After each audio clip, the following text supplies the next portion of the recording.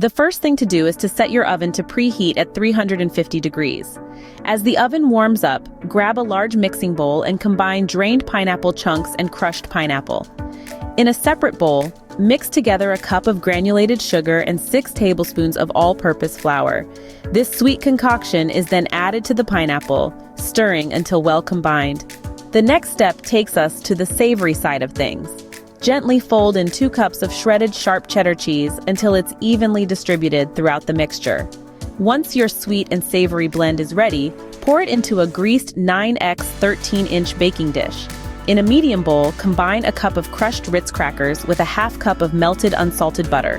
Mix until the crackers are evenly coated with the butter.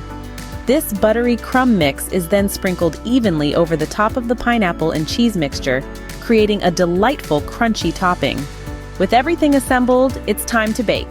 Place the casserole into the preheated oven for 25 to 30 minutes. You'll know it's ready when the topping turns a golden brown color and the casserole is hot and bubbly.